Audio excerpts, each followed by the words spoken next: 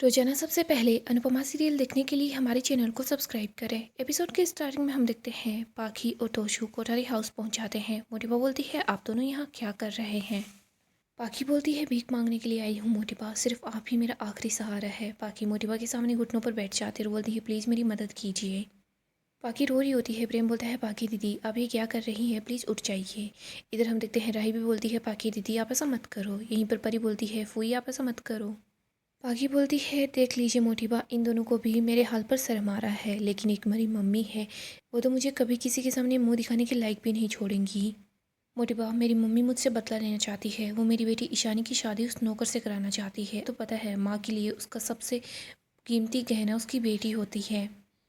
पाखी बहुत ज़्यादा रो रही होती है, वो चुप ही नहीं होती। इधर तोशु मोटिबा के पास आता है। वो बोलता है कि मुझे पता है आपको मेरी मम्मी से बहुत ज़्यादा प्रॉब्लम है, लेकिन मैं अपनी बहन की हालत नहीं देख सकता। प्लीज़ आप ही जो हैं समझदार हैं, हमारी मदद कीजिए। पाखी मोटिबा के पाँव पकड़ लेती है। वो बोलती है कि सिर्फ एक आप ही हैं जो मम्मी के सामने खड़ी हो सकती है, उनसे लड़ सकती है। प्लीज़ मेरी मदद कर दीजिए। मोटिबा पाखी को बोलती है, तुम उठो, मुझे पता है तुम पर क्या बीत रही है। मेरी बेटी ने भी ऐसा ही गलत फैसला किया था। मुझे तुमसे हमदर्दी भी है, लेकिन मुझे अपने परिवार की चिंता भी है। अनुपमा जोशी वो दीमक है जिसने मेरे पूरे परिवार को खोखला कर दिया है। अब मैं उनसे दूर रहना चाहती हूँ। मुझे अफ़सोस है, मैं तुम्हारे परिवार के मामले में कुछ नहीं बोल सकती। पाकी बोलती है, नहीं नहीं, आपको ही मेरी मदद करनी होगी। मोटिबा, आप सब भी तो हमारा परिवार ही हो। आपको पता है क्या, मेरी ईशू जो है बहुत छोटी है और बहुत ज़्यादा भोली है। उसको तो मम्मी जो भी बोलेगी ईशू वो करने के लिए तैयार हो जाएगी। प्लीज़ मोटिबा मेरी मदद कीजिए। प्लीज़ मोटिबा आप ही मम्मी को समझाइए। इसके बाद पाकी क्याती के पास आती है और बोलती है, क्याती जी आपकी तो मम्मी से बहुत अच्छी बनती है, प्लीज़ आप मेरे साथ चलिए, आप समझाइए उनको। क्याती बोलती है, पाकी जी शांत हो जाइए। देखो अनुपमा जी बहुत ज़्यादा समझदार है, वो तुम्हारे परिवार में कोई गलत फैसला नहीं करेगी। और वैसे भी एक बेटी को उसकी माँ से ज़्यादा कौन ही समझ सकता है। तुम जाकर ईशानी को समझाना, प्यार से समझाओगी ना तो वो समझ जाएगी। पाकी बोलती है कि वो नहीं समझ रही।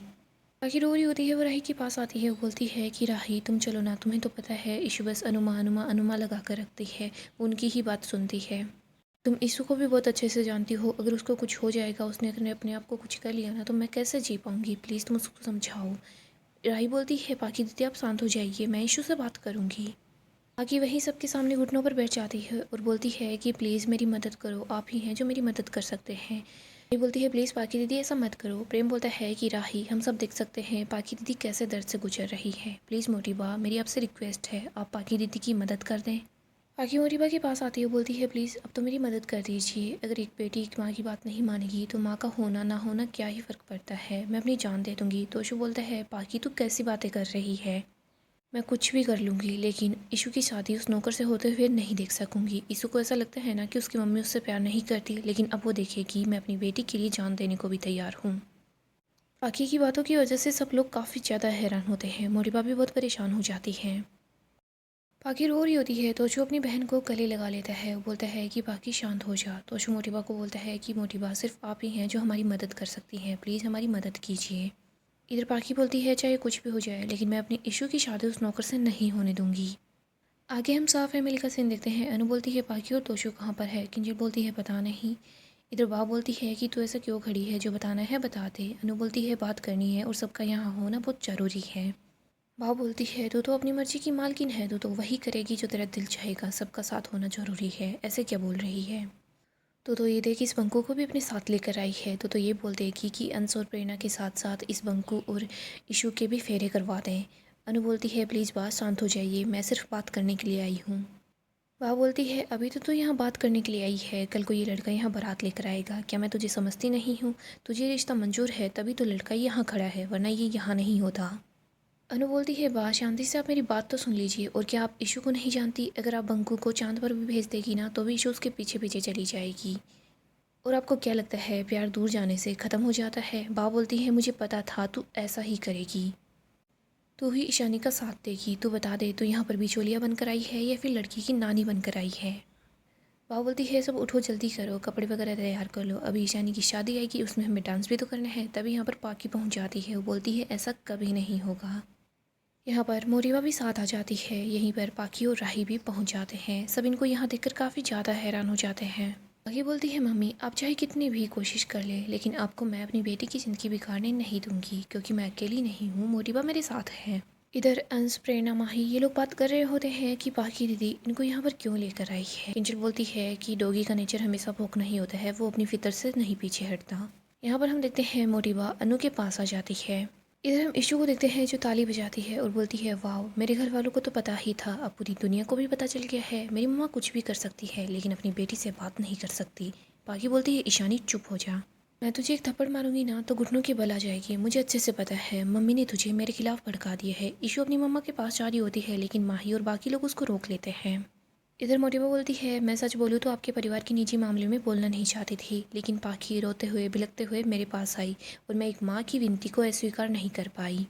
हमें आपसे कई सारी शिकायतें हैं लेकिन आज मैं आप पर ना इल्ज़ाम लगाऊंगी और ना ही मैं कोई शिकायत करूंगी। आज हम कोई झगड़ा नहीं करेंगे, यहाँ पर हम लोग सिर्फ बात करेंगे, वो भी ईशानी के भविष्य के बारे में। अनु हाथ जोड़ती और बोलती है, धन्यवाद वसुंधरा जी, ये तो आपका बड़प्पन है जो आप सारे बेर को बुलाकर यहाँ पर आई हैं मेरी बच्ची के लिए। आप यहाँ पर आई है उसके लिए थैंक यू। मैं आपसे वादा करती हूँ मैं आपकी पूरी बात को शांति से सुनूंगी। मोटिवा कुछ बोलने वाली होती है तभी बापूजी बोलते हैं, एक मिनट। बापूजी पाखी को बोलते हैं, पाखी मेरे घर की बात बाहर कैसे गई। पाखी बोलती है, बापूजी आपके इस घर के अंदर आपकी इस बेटी के अलावा और किसी की चलती है क्या। ये जैसा चाहती है वैसा ही होगा, लेकिन इस बार नहीं। भले ही इनकी वजह से सब कुछ बर्बाद ही क्यों ना हो जाए, लेकिन मैं अपनी बेटी को इनके भरोसे नहीं छोड़ सकती। बाबूजी बोलते हैं, अब तुझे अपनी माँ पर भी भरोसा नहीं है। अनु तेरे बच्चों को बर्बाद कर देगी। वो अनु जिसने तुझे तेरे बच्चों को पाला पोसा इतना बड़ा किया है, वो तेरे साथ इतना बुरा करेगी। बाबूजी बोलते हैं, ये ईशानी जब डिप्रेशन में चली गई थी, इसकी इज्जत पर बन आई थी ना, तो फिर तू, मैं और लीला हम तीनों तो एक दूसरे का मुंह ही ताक रहे थे। ये अनु ही थी जिसने ईशानी को डिप्रेशन से बाहर निकाला, उसकी मदद की।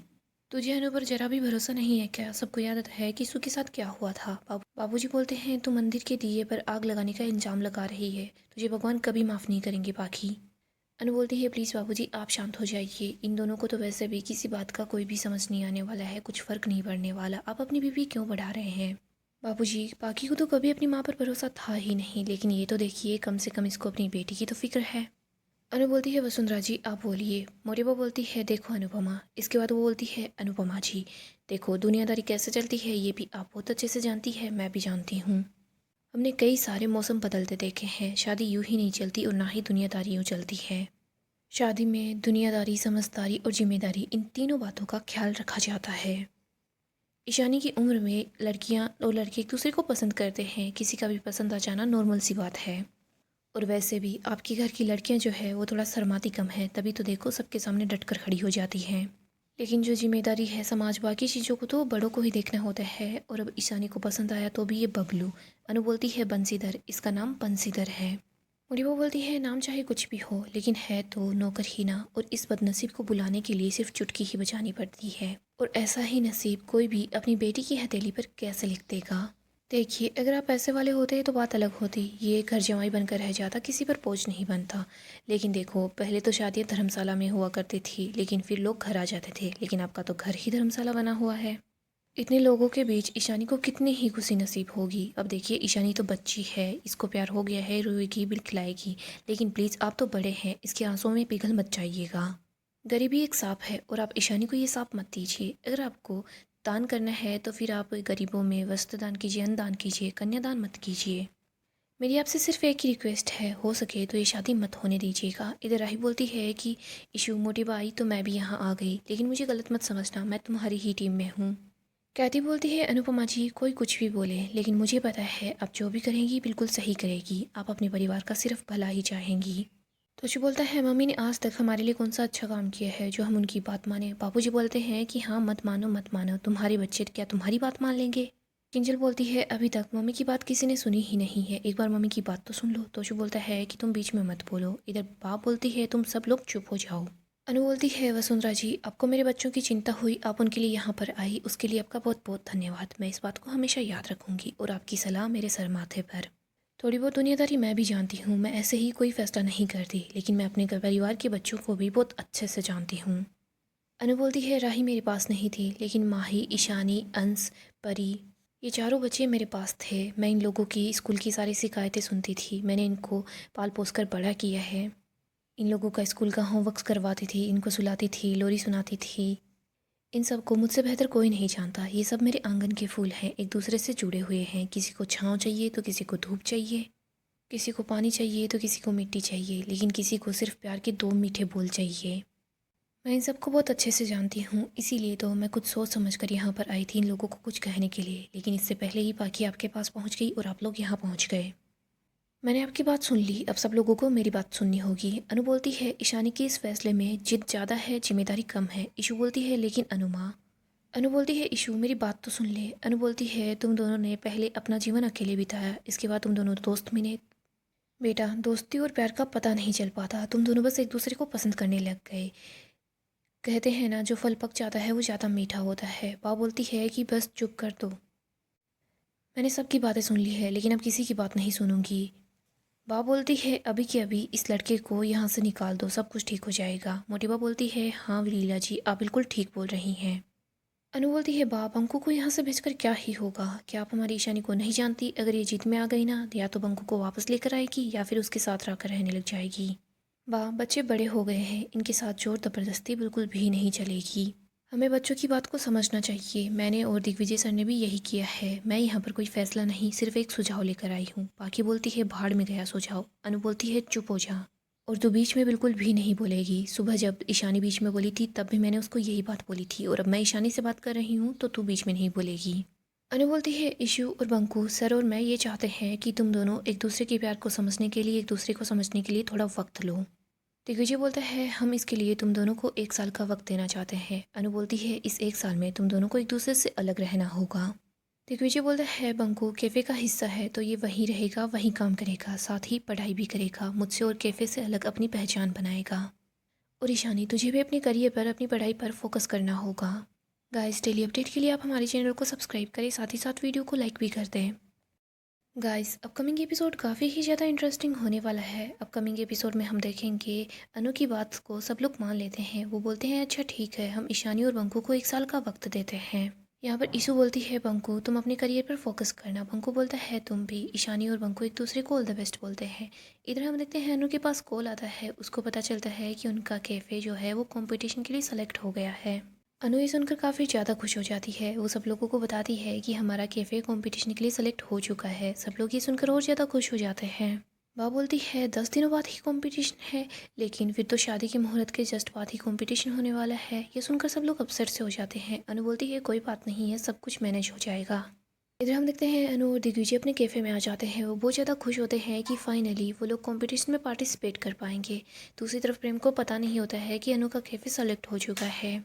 यहाँ पर हम देखते हैं अनु अपने कैफ़े के चाकुओं पर धार लगवा रही होती है। वो बोलती है कि सर देखो, ज़्यादा धार लगवाना ठीक नहीं है, हमें बस धार लोगों तक नहीं पहुँचानी है, हमें खाना बनाने वाला का प्यार लोगों तक पहुँचाना है।